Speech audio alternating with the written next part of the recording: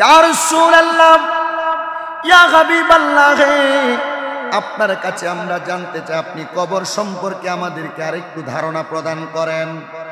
রাসূল সাল্লাল্লাহু আলাইহি ওয়াসাল্লাম নবী আমার ঘোষণা করে, হে আমার উম্মতের দলেরা তোমরা শোনো, আন্নাল কবর হুয়া আলামুল বারযাখি ইলা ইয়াউমাল কিয়ামাতি। কবর হলো কিয়ামত পর্যন্ত বরজখের জগৎ, অন্ধকার জগৎ। আর এটা হইল ওয়া আউয়ালু মানাজিলাল আখিরা, আখিরাতের প্রথম স্থান হলো কবর। ইয়া রাসূলুল্লাহ, কবর সম্পর্কে আরেকটু ধারণা প্রদান করেন। নবী আমার বলেন, ওয়া হুয়া মাউদাউন নি'মাতি ওয়াল ফারহি ওয়াস সালামাতি ওয়া রাউদাতুম মির রিয়াদিল জান্নাতিল মুমিনিন। আল্লাহর হাবিব বলে, মুমিনদের জন্য শান্তি, আনন্দদায়ক নিরাপদ স্থান হলো জান্নাতের বাগান সমূহের একটি। আর এটা অন্য কোনো কিছু না, এটা হলো কবর। মুমিন বান্দারা কবর থেকে শান্তি পাবে, শান্তি পাবে, শান্তি পাবে। আল্লাহর হাবিবকে প্রশ্ন করে সাহাবায়ে কেরাম, ইয়া রাসূলুল্লাহ, ইয়া হাবিবাল্লাহ, মুমিনরা কবর থেকে জান্নাতের স্বাদ উপভোগ করবে, কিন্তু আপনি বলেন না আমার আল্লাহ তাআলা কাফের, মুশরিক, বেঈমান, মুনাফিকের জন্য কবর কেমন করে রেখেছেন। আল্লাহর হাবিব বলে, ওয়ালাকিন্নাহু মাকানুল হুজনি ওয়াল আযাবিল মুখতালাফি ওয়া হুফরাতুম মিনান নারি লিল কাফিরিনা ওয়া লিবাদি উসাতিল মুমিনিন। কিন্তু যারা কাফের, গুনাহগার, মুমিনদের জন্য চিন্তা বিভিন্ন আযাবের স্থান, জাহান্নামের কুণ্ডলী হলো কবর। ইয়া রাসূলুল্লাহ, ইয়া হাবিবাল্লাহ, যারা দুনিয়াতে মুমিন দাবি করছে কিন্তু আমল আখলাক করে নাই, মুমিন দাবি করছে নামাজ পড়ে নাই, নিজেকে ঈমানদার দাবি করছে আপনার ইবাদত করে নাই, তাহলে তাদের জন্য জাহান্নামের কুণ্ডলী নাকি কবর? বুঝলাম, তাহলে বোঝা গেল যারা মুমিন বান্দা তারা কবর থেকে জান্নাতের স্বাদ খাইতে থাকবে, পাইতে থাকবে। আর যারা বেঈমান, যারা কাফের, যারা ইবাদত করে নাই, তারা কবর থেকে জাহান্নামের শাস্তি উপভোগ করবে। জোরে পড়েন নাউজুবিল্লাহ। হযরত আনাস ইবনে মালিক রাদিয়াল্লাহু তাআলা আনহু নবীজির হাদিস বর্ণনা করে, তিনি বলেন, আনা আনাসিন আনিন নবী সাল্লাল্লাহু আলাইহি ওয়াসাল্লাম قال العبد اذا وضع في قبره وتولي وذهب اصحابه حتى انه لا يسمع قرآن نعالهم اتاه لا ملكان فاقعداه فيقولان له ما كنت تقول في هذا الرجل محمد। জবান খুলে উচ্চ কণ্ঠে জোরে জোরে পড়েন আল্লাহু আকবার। নবীর প্রখ্যাত সাহাবী হযরত আনাস ইবনে মালিক রাদিয়াল্লাহু তাআলা আনহু বলেন, বান্দাকে যখন কবরে রাখা হবে, তার পেছন থেকে যখন তার সাথীরা চলে যাবে, কবরে মাটি দেওয়ার পর দোয়া করে যখন তারা চলে যাবে, তখন বলা হচ্ছে চলে যাওয়ার পরে ওই বান্দা কবরে থেকে থেকে তার সঙ্গী সাথীদের জুতার আওয়াজ শুনতে পায়। ইয়া রাসূলুল্লাহ, জুতার আওয়াজ শুনতে পায়। নবীজি বলে, জুতার আওয়াজ যতক্ষণ পর্যন্ত শুনতে পায় ততক্ষণ তার কবরের মধ্যে ফেরেশতা আসে না। বান্দা দূরে যাওয়ার পর এমন টাইমে ওই বান্দার কবরের মধ্যে দুইজন ফেরেশতা আগমন করে, অতঃপর তাকে প্রশ্ন করে, এ বান্দা, তোমার সামনে জিনাকে দেখতে পাও, হাযার রাজুল মুহাম্মাদিন, এই ব্যক্তিকে কি তুমি চিনো? এই ব্যক্তি সম্পর্কে তুমি কি জানো? তখন বান্দা বলবে তিনি আল্লাহর বান্দা এবং রাসূল। তাকে বলা হবে, এ বান্দা, তুমি তোমার জাহান্নামের জায়গাটি দেখে নাও। ইয়া রাসূলুল্লাহ, ইয়া হাবিবাল্লাহ, আপনার সম্পর্কে প্রশ্ন করা হবে, আমাকে কেন জাহান্নামের জায়গাটি দেখার কথা বলবে? আল্লাহর হাবিব মুস্কি মুস্কি হাসে, চোখ মুবারকের চোখের পানিগুলা ছেড়ে দিচ্ছে। সাহাবায়ে কেরাম প্রশ্ন করি, ইয়া রাসূলুল্লাহ, মানুষ একসাথে দুইটা কাজ করে না, আপনি কান্না করতেছেন, হাসতেছেন, কারণটা কি? আমার নবী বলে, যখন আমি নবীর কোন উম্মতেরা কবরে যাওয়ার পর আমি নবীকে দেখে সাক্ষী দিবে আমি মুহাম্মাদুর রাসূলুল্লাহ সাল্লাল্লাহু আলাইহি ওয়াসাল্লাম, ওই সাক্ষীটা দেওয়ার সাথে সাথে যখন তাকে বলা হবে জাহান্নাম দেখার জন্য, বান্দা চিন্তাগ্রস্ত হবে, হতাশাগ্রস্ত হবে, না জানি জাহান্নামের মধ্যে আমাকে রাখা হবে। কিন্তু না না না, আল্লাহর ফেরেশতারা বলবে, এই জাহান্নামটা যদি তুমি প্রশ্নের উত্তরটা দিতে না পারতা, তুমি এখানে যাইতা, তবে আমার আল্লাহ তাআলা তোমার জন্য নির্ধারণ করেছে। বান্দা শোনো শোনো শোনো, ওই জায়গাটার অন্য কোনো জায়গা না, ওই জায়গাটার নাম হলো মাকআদাম মিনাল জান্নাহ, সবচাইতে মর্যাদাপূর্ণ জায়গা জান্নাত। জোরে পড়েন সুবহানাল্লাহ। আল্লাহুম্মা সাল্লি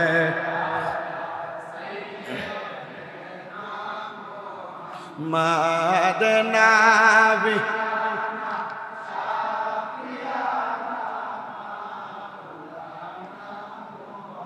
কবর যদি চাও জালা দরুদ বানাও গলার মালা হায়রে পাইবাই আমার নূরে নবীকে ঘুমের ঘরে স্বপনে আল্লাহ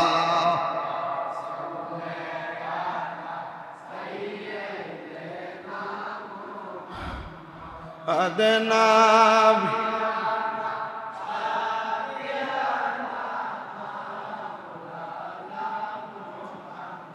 আমার মুসলমান ইমানদারের দলেরাম, আল্লাহর নবীর আরেকটা হাদিস আমি আপনাদেরকে শোনাইতেছি। আন ইবনে উমর আন্না রাসূলুল্লাহ সাল্লাল্লাহু আলাইহি ওয়াসাল্লাম قال إن أحدكم إذا مات ورد عليه مقعده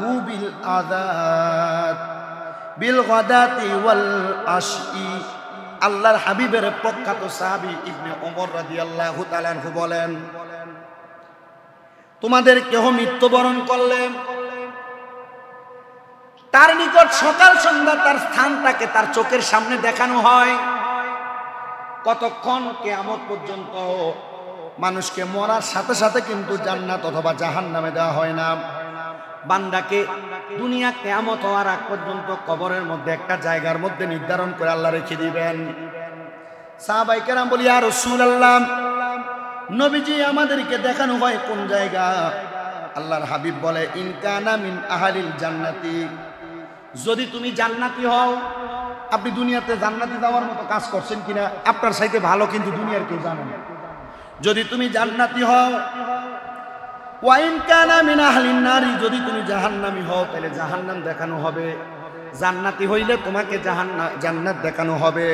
ইয়া রাসূলুল্লাহ, বুঝলাম নবীজি, তাহলে আপনি বলেন না আমার এই জায়গাগুলো আমাকে কতক্ষণ দেখানো হবে?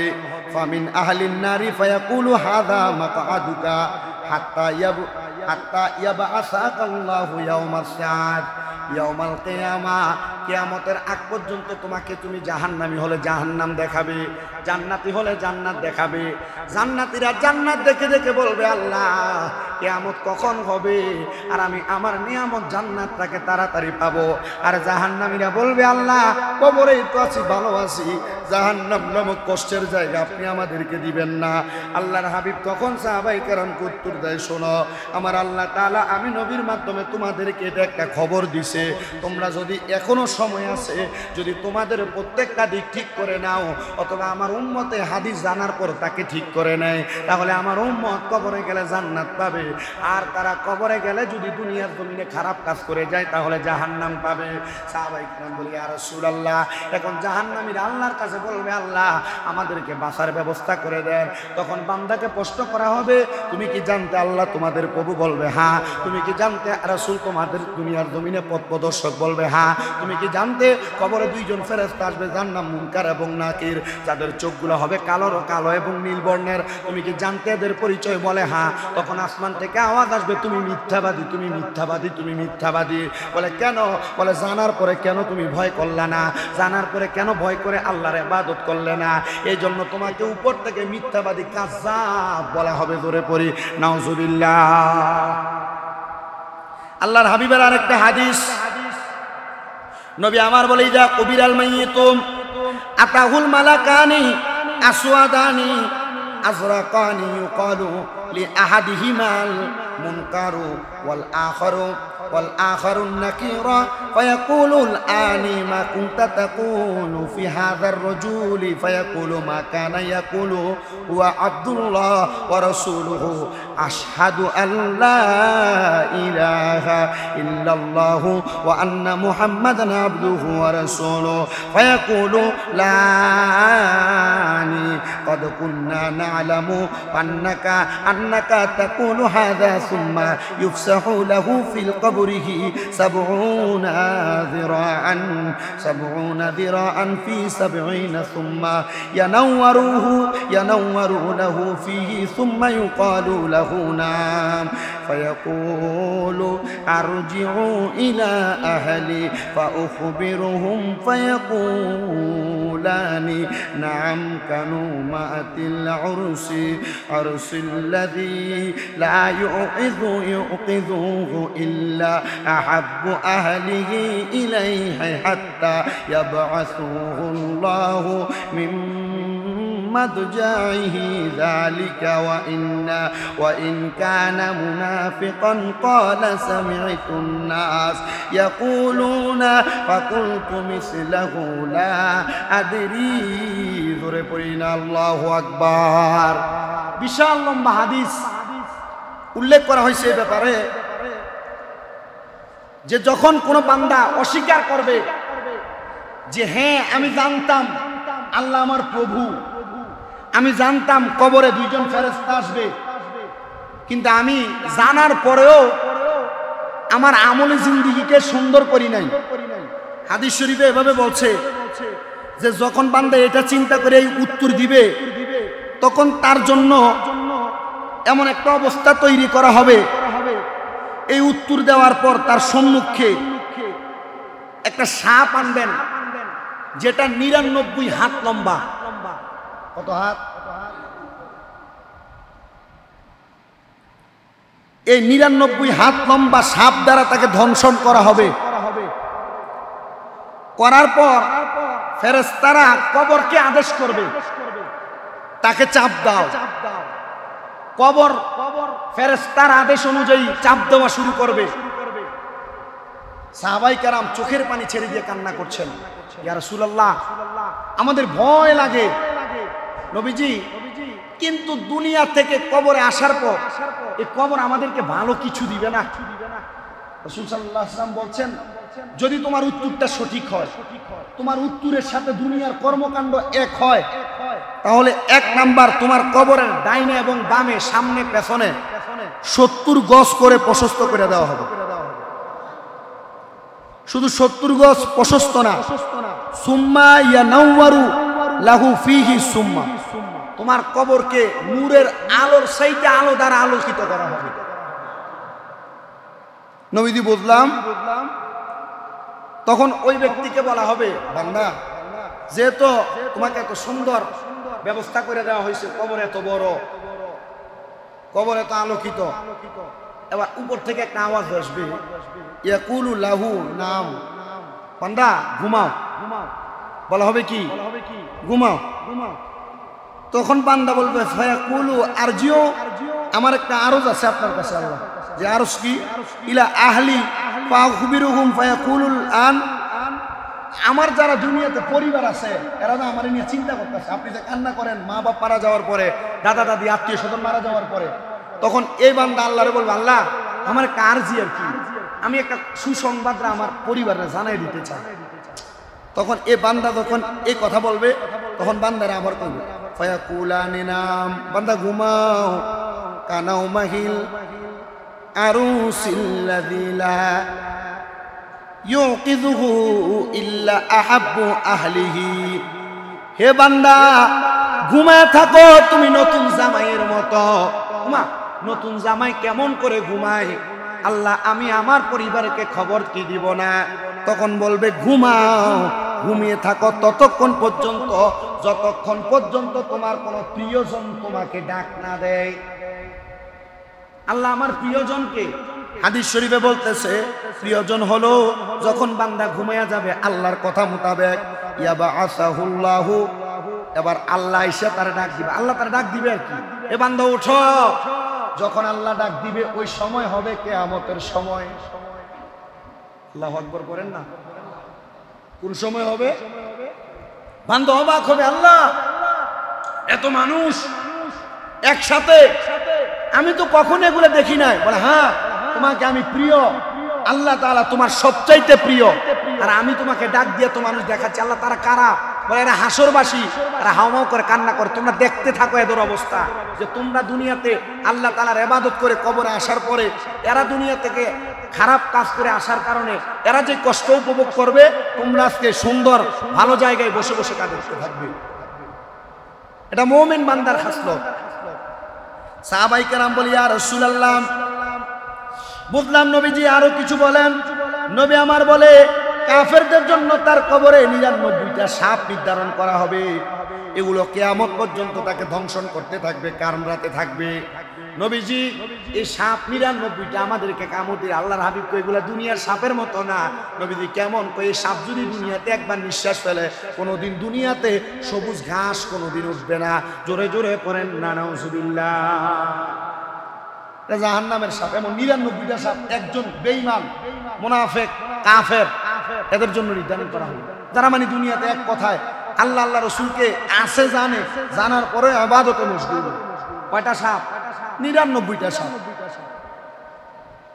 আল্লাহর হাবিব বলে শুধু তাই নয়, মুমিন ব্যক্তির নিকট 2জন ফেরেশতা কবরে রাখার সাথে সাথে আগমন করবে। মুমিন বান্দার সামনে আসার পর বান্দাকে বলা তার সামনে আইনা ফায়ুজলিসানিহি, ফেরেশতাদের সামনে বসানো হবে। বসানোর পরে তখন তাকে যে 3টা প্রশ্ন আমরা সবাই জানি, মান রাব্বুকা বলা হবে, বান্দা আল্লাহর কথা বলবে। ওমান দিনুকা, বান্দা ইসলামের কথা বলবে। নবীর পরিচয় দেওয়া হবে, নবীকে চিনি কিনা বান্দা পরিচয় দিয়ে দিবে। কিন্তু এগুলা করার পরে বান্দা যখন সাক্ষী দিবে তখন একজন ঘোষক ঘোষণা দিবে, আমার বান্দা সত্য বলেছে। এটা আর কেউ না, এই ঘোষক হলো স্বয়ং আল্লাহ রাব্বুল আলামিন। সত্য বলার পর তখন বলা হবে, বান্দার কবর থেকে জান্নাত পর্যন্ত একটা বিছানা বিছায়া দাও, জান্নাতের বিছানা। কিসের বিছানা? জান্নাতের একটা বিছানা বিছায়া দাও। শুধু তাই নয়, ওই বান্দার জান্নাতের বিছানা পরার পরে ও আলবিসুহু, বান্দারে জান্নাতের লেবাস পরায়া দাও।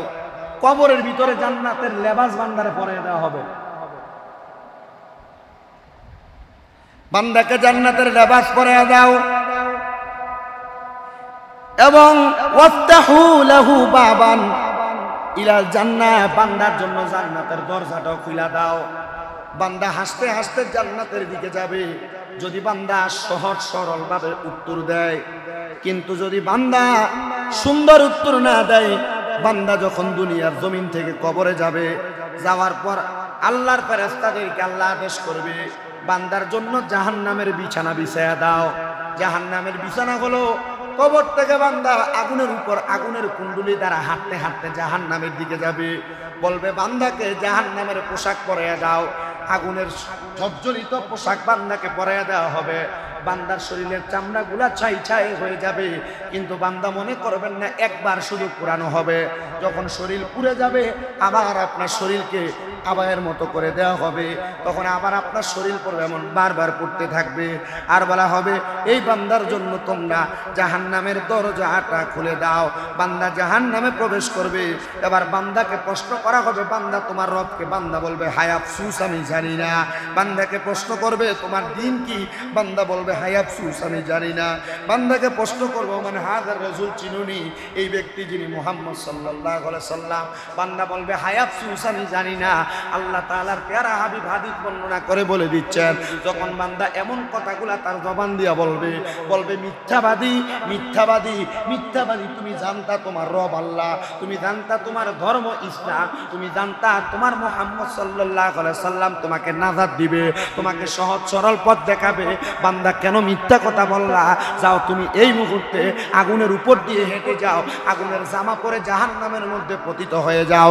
আল্লাহর হাবিব সাল্লাল্লাহু আলাইহি ওয়াসাল্লাম প্রখ্যাত একজন দুনিয়ার জমিনের মধ্যে বেঁচে থাকা অবস্থায় আল্লাহর খাস বান্দা, ওনার নাম হযরতে আব্দুল্লাহ জাল্লা রহমতুল্লাহ আলাইহি। উনি বলেন, আমি যখন জাহান্নামের এমন কঠোর হাদিসগুলা নবীর হাদিসের কিতাবগুলা থেকে পড়তে লাগলাম, একদিন আমার বড় আফসোস হইল, আমি কেমনে জাহান্নামের এমন কঠিন শাস্তিগুলা ভোগ করব।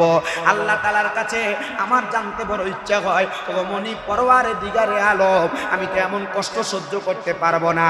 এমন টাইমে আমি আব্দুল্লাহ জাল্লা যখন ঘুমাইলাম, ঘুমের ঘরে কে যেন আইসা আমার ডাকতেছে আর বলতেছে, রে আব্দুল্লাহ জাল্লা, দুনিয়ার জমিন থেকে কবরে যাওয়ার পর যদি কবরের নিয়ামত ভোগ করতে চাও, তাহলে দুনিয়ার ঘুমের শান্তি ত্যাগ করো। আব্দুল্লাহ জাল্লা বলে, তখন থেকে আমি আব্দুল্লাহ জাল্লা একটানা 25 বছর পর্যন্ত ঘুমাই নাই। আমি 25 বছর যখন ঘুমাই নাই, কিন্তু আমার শরীরের মধ্যে একটু রোগের মতো যখন দেখা দিয়েছে, শরীর দুর্বল হয়ে গেছে। আব্দুল্লাহ জাল্লা বলে, দুর্বল শরীর নিয়ে আমি আবারও আল্লাহর দরবারে সেজদায় করে কান্নাকাটি করতেছি। আমার এমন কোনো দিন হয় নাই পুরা শরীর ঘামিয়ে গেছে, আমার পুরা শরীর থেকে পসিনা বের হচ্ছে।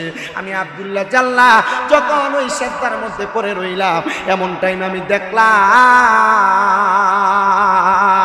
আমি আব্দুল্লাহ জাল্লাকে কে জানি খবর দেয়, আব্দুল্লাহ জাল্লা প্রস্তুত হয়ে যাও, তোমার জন্য আল্লাহ তাআলার জান্নাত রেডি হয়ে আছে।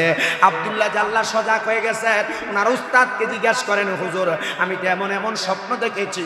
ওনার উস্তাদ বলে, শোনো, আল্লাহ তাআলা মুমিন বান্দাদেরকে দুনিয়ার জমিনে সুসংবাদ দেয় মরণের আগে। এ বান্দা, মরার আগে তুমি মরণের প্রস্তুতি গ্রহণ করো। মুমিন বান্দা ওযু করে থাকে, মরণের আগে মুমিন বান্দা ঈমান নিয়ে মরণের প্রস্তুতি গ্রহণ করে। ইয়া রাসূলুল্লাহ, ওগো মায়ার নবী, বুঝতে পারলাম মুমিন বান্দাকে খবর দেওয়া হয়, কিন্তু যারা বেঈমান তাদেরকে কি খবর দেওয়া হয় না? আব্দুল্লাহ জাল্লা তার উস্তাদকে প্রশ্ন করে, ও হুজুর, আপনার কাছে জানতে চাই, আমাকে আল্লাহ জান্নাতের সুসংবাদ দিয়েছে দুনিয়াতে, এটা আপনি আমাকে বলতেছেন, কিন্তু আমি যদি মারা যাই, আমার মারা যাওয়ার পরে কবরে কেমন আছে এটার সম্পর্কে কে বলবে? বলে, কে বলবে? কেউ বলবে না। তুমি তোমার নিজের কলবকে, নিজের নফসকে প্রশ্ন করো, কারণ তোমার ব্যাপারে তোমার চাইতে বেশি আল্লাহ ছাড়া আর কেউ জানে না। আব্দুল্লাহ জাল্লা বলে, আল্লাহর কসম, আমি কোনোদিন মানুষের অনদেখায় আমি কোনোদিন পরের একটা সম্পদ ব্যয় করি নাই, পরের একটা সম্পদ লুণ্ঠন করি নাই। আমি আব্দুল্লাহ জাল্লা কোনোদিন আল্লাহ তাআলার ইবাদত ত্যাগ করি নাই। আমি আব্দুল্লাহ জাল্লা যেদিন থেকে বুঝের হয়েছি, সেদিন থেকে আমার অন্তর থেকে আল্লাহ এবং তার রাসূলের মুহাব্বতটা সরাই নাই। ওস্তাদ বলেছে, হ্যাঁ হ্যাঁ, এমনই যদি হয়ে থাকে তাহলে তোমাকে যে সুসংবাদ দিয়েছে সুসংবাদ সত্য। আব্দুল্লাহ জাল্লা বলে, আল্লাহর কসম, যদি আমি যে সুসংবাদ পেয়েছি, এমন জান্নাতের সুসংবাদ আল্লাহর সব বান্দারা পায়, সব বান্দারা বড় খুশি হয়ে যাবে, কিন্তু সবাই তো পাবে না, কারণ সবাই দুনিয়ার জমিনে এমন ভালো ভালো কাজগুলা করে না, আল্লাহ আল্লাহ রাসূলের মুহাব্বত অন্তরে রাখে না। যদি প্রশ্ন করি, আপনাদের অন্তরে আল্লাহর মুহাব্বত, রাসূলের মুহাব্বত, আপনার অন্তরে কোরআন সুন্নাহর মুহাব্বত আছে কিনা? আপনারা সবাই বলবেন হ্যাঁ, কিন্তু আপনার কাজকর্ম এগুলা প্রমাণ করে না। যদি আপনি কবরে প্রশান্তি অর্জন করতে চান, এমন কর্ম করেন যে কর্মের কারণে আল্লাহ তাআলা আপনাকে নাজাত প্রদান করবে। হযরতে আব্দুল্লাহ জাল্লা এর 3 দিন পরে যখন ইন্তেকাল করলেন, ওনার ওস্তাদ ওই রাত্রে স্বপ্ন দেখলেন আব্দুল্লাহ জাল্লাকে কবর থেকে সুন্দর পোশাক পরায়া জান্নাতের দিকে আহলা ওয়া সাহলান মারহাবান বলে ডাকা হচ্ছে। জোরে বলি সুবহানাল্লাহ। তা আপনি আমি চাইলেও ওই কবরের মধ্যে শান্তিতে প্রশান্তিতে থাকতে পারবো যদি আপনি আমি দুনিয়াতে এমন কর্ম করি। কোন কর্ম করবেন এ আপনারা যারা এখানে আছেন, আপনাদেরকে বইলা দিতে হবে না যে এই কর্ম করা লাগবে। কোনটা খারাপ কাজ এটা আপনি জানেন, এগুলা ত্যাগ করবেন। কোনটা ভালো কাজ সেটাও আপনি জানেন, এগুলা করবেন বেশি বেশি। আল্লাহ আমাদেরকে সেগুলা করার তৌফিক দান করুন। কবরের যে নিয়ামত সম্পর্কে জেনেছি, সেই নিয়ামত অর্জন করার জন্য যে আমলগুলা করা দরকার, আল্লাহ আমাদেরকে করার তৌফিক দান করুন। কবরের যে আযাব সম্পর্কে জেনেছি, ওই আযাব থেকে বাঁচার জন্য যে যে কাজগুলো আমাদের করা দরকার, আল্লাহ আমাদেরকে করার তৌফিক দান করুন। সবাই করে আমিন। ওয়া আখির দাওয়ানা আলহামদুলিল্লাহ। মাওলানা পাথরে কালিমা পড়ে আমার নূর নবীজির পরশে উস্তুনে হান্না না কান্দে নূর নবীজির বিরহে। নবীজির আঙ্গুলের ইশারায় চন্দ্র 2 ভাগ হয়ে যায়। ওই নবীজি কান্দেন শুয়ে সোনার মদিনায়। আল্লাহ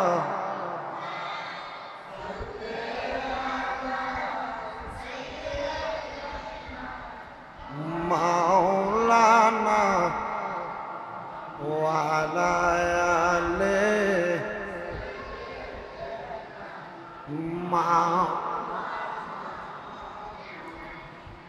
আল্লাহ তাআলার রহমত নবীজি মুহাম্মদ রাসূল। সকল সৃষ্টির মূলে তিনি, সৃষ্টি কুলের মূল নবীজি আল্লাহ।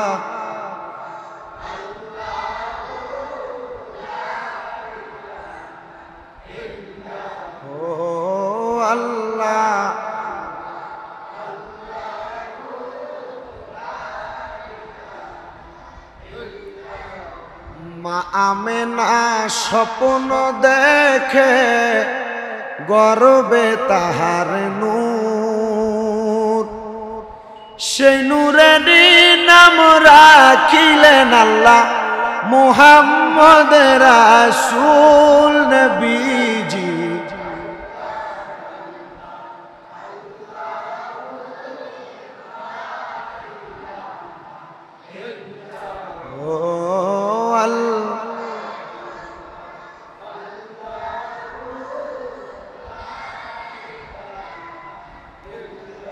হাজারো দুরুদু হাজারো সালাম নবী দরবারে আপনার, দয়া করে কবুল করেন সালাতু সালাম।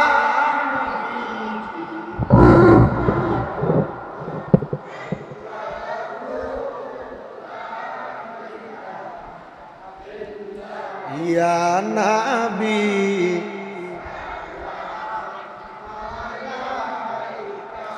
ইয়া রাসূল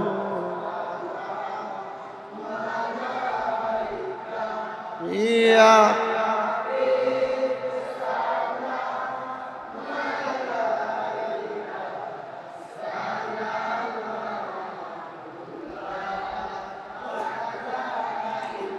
ইয়া রাসূলুল্লাহ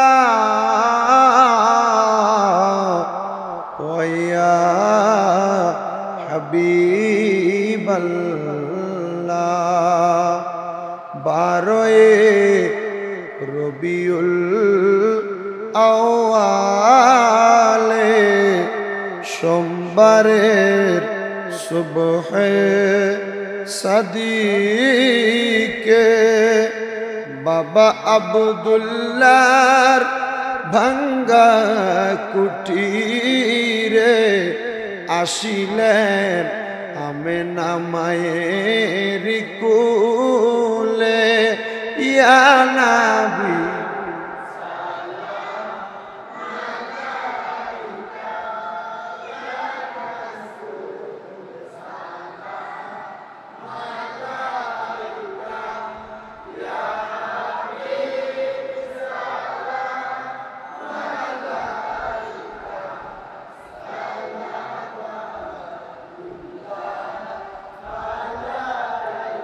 जिनके नाना की उम्मत के लिए उनकी सैर काटाया, उस हुसैन बिन हैदर पे लाखों मुस्तफा।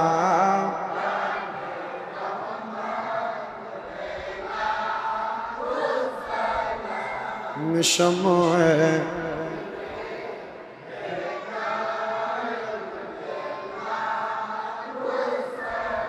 या पाक पंजतन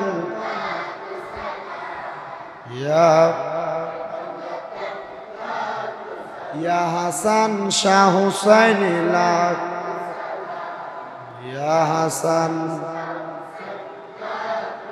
কারবালার কুরবান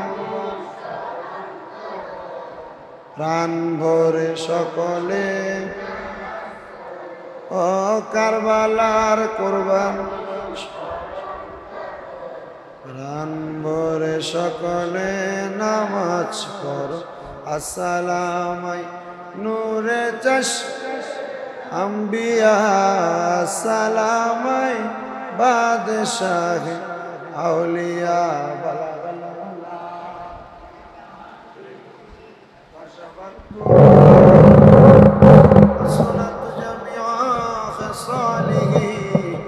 صلوا عليه وآله اللهم آمين اللهم آمين الحمد لله رب العالمين الصلاة والسلام على رسوله الكريم ربنا ظلمنا أنفسنا وإن لم تغفر لنا وترحمنا لنكونن من الخاسرين مبدو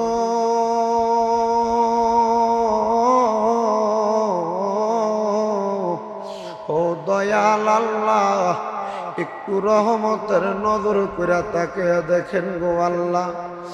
আল্লাহ মুহররমুল হারাম মাস, আমার দয়াল নবীর কলিজার টুকরা ইমাম আলী মাকাম ইমাম হুসাইন রাদিয়াল্লাহু তাআলা আনহু সহ ৭২ জন সুহাদায়ে কারবালার ময়দানে তাদের গরদান মুবারক দিয়া আমাদেরকে তাজা ইসলাম দিয়া গেছে রে আল্লাহ। মাবুদ আজকের মুনাজাতের গাদিয়া সুহাদায়ে কেরামের দরবারে কবুলার মঞ্জুর কইরা নাও আল্লাহ। আমার সঙ্গে এই দৌলতপুর জামে মসজিদের মধ্যে মুহররম মাসের দ্বিতীয় জুমার নামাজে আলেম সমাজ, দাড়িপাকা মুরব্বী বাবা, তলেবুল আলেম, বিশেষ করে যুবক নওজোয়ান ভাইয়েরা, ছোট্ট ছোট্ট মাসুম বাচ্চারা, পর্দার অন্তরালে কত মা বোনেরা জুমার নামাজের আখিরি মুনাজাতের মধ্যে হাত বাড়ায়। আল্লাহ যার হাতটা তোমার কাছে মায়া লাগে, পছন্দ হয়, ওই হাতের উসিলায় আমরার জীবনের গুনাহ তুমি আল্লাহ ক্ষমা কইরা দাও দয়াল রে। নবীর যত সাহাবায়ে কেরাম, তাবিন, তাবে তাবিন, খোলাফায়ে রাশিদিন, সলফে সালিহিন, মুজাবা, নুকাবা, আব্দাল আখিয়া সহ আমার গৌসে পাক বড় পীর আব্দুল কাদের জিলানীর দরবারে, খাজা মুঈনুদ্দিন চিশতির দরবারে, বাগাউদ্দিন নকশবন্দি, মুজাদ্দিদে আল-ফাসানি সহ সকল তরিকতের ইমামদের দরবারে কবুল মঞ্জুর করে নাও আল্লাহ। বিশেষ করে মাযহাবের ইমামদের দরবারে কবুল করে নাও। মনিব ও দয়াল আল্লাহ, আমরা যারা হাত বাড়াইলাম, আমাদের যাদের মা নাই, আমাদের যাদের বাবা নাই, আম্মাই আব্বার কবর জান্নাতের বাগান বানিয়ে দাও। আরে তুমি তো অন্তর্যামী রে আল্লাহ, আমরা হইলাম ফানা, আমরা সুখে কিনা দুঃখে ডাকি ও আল্লাহ, যাই না কি জানো না রে আল্লাহ, করো আল্লাহ যাহালয় তোমার মনে আল্লাহ। আজকের মুনাজাতে কত সন্তান হাত বাড়াইছে আল্লাহ, যাদের জগতের মধ্যে আব্বা নাই, অনেক সন্তান হাত বাড়াইছে যাদের জগতের মধ্যে মা নাই আল্লাহ, যাদের মা বাবা অন্ধকার কবরে গো আল্লাহ, আম্মা আব্বার কবর জান্নাতের বাগান বানিয়ে দাও আল্লাহ। বিশেষ করে মোশাররফ ভাই ওনার মা বাবার জন্য দোয়া চায়, বিশেষ করে ওনার শাশুড়ি মৃত্যুবার্ষিকী দোয়া চায়, শ্বশুর বড় বিপদ থেকে উদ্ধার হয়েছে দোয়া চায়, ভাই বোনদের জন্য দোয়া চায় আল্লাহ। মোশাররফ ভাইয়ের বংশের কবরের আযাব মাফ করো, মায়ের বংশ, বাবার বংশ, শ্বশুর শাশুড়ির বংশ, যারা অন্ধকার কবরে প্রত্যেকের কবর নাজাতের ফয়সালা করে দাও, যারা বেঁচে আছে হায়াতে তৈয়বা নসিব করে দাও, যারা অসুস্থ পরিপূর্ণ সুস্থতা নসিব করে দাও আল্লাহ। বিশেষ করে মসজিদের পূর্ব প্রান্তে বাসা আমার একজন বোন, উনি সব সময় দোয়া চায় ওনার সন্তানের মাধ্যমে আল্লাহ। বোনটারে তুমি কবুল মঞ্জুর করো, বংশের কবরের আযাব মাফ করো আল্লাহ। যারা বেঁচে আছে হায়াতে বরকত দান করো, অসুস্থ থাকলে শেফা আদেলা কামেলা নসিব করো, বিপদ আপদ বালা মুসিবত থেকে হেফাজত দান করো আল্লাহ। বিশেষ করে আমরা যারা হাত বাড়াইলাম, আমাদের প্রত্যেকের মুনাজাত কবুল মঞ্জুর করে নাও, প্রত্যেকের মনের নেক নেক আশাগুলা পূরণ করো, ব্যবসা বাণিজ্য কাজে কর্মে চাকরি বাকরির মধ্যে পড়ালেখার মধ্যে বরকত দান করো। মসজিদের ডাইনে বামে সামনে পেছনে যত কবরবাসী প্রত্যেকের কবর নাজাতের ফয়সালা করে দাও। জাহিদ ভাই ওনার আম্মা আব্বার জন্য দোয়া চাইছে, আম্মা আব্বারে কবুল মঞ্জুর করে নাও।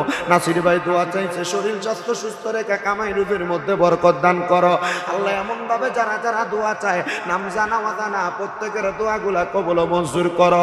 অনেক প্রবাসী ভাইয়েরা বিদেশ থেকে দোয়া চায় আল্লাহ, প্রবাসীদের শরীর স্বাস্থ্য সুস্থ রাইখা কামাই রুজির মধ্যে বরকত দান কইরা সুন্দর মতো ইনকাম করে আবার সহিসাল সালামতে দেশে ফিরার মতো তৌফিক দান করে দাও রব্বে কারীম। আল্লাহ আল্লাহ বিশেষ করে ফরিয়াদ তোমার দরবারে, আমরা তোমার দরবারে আখিরি ফরিয়াদ জানাই গো আল্লাহ।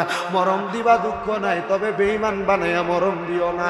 মরণের আগে আমাদেরকে বারবার তাওয়াফে বাইতুল্লাহ জিয়ারতে রওজা রাসূলুল্লাহ নসিব করায়া আখিরি জবানে মধুর কালেমা পড়াইয়া দিয়েন লা ইলাহা ইল্লাল্লাহ।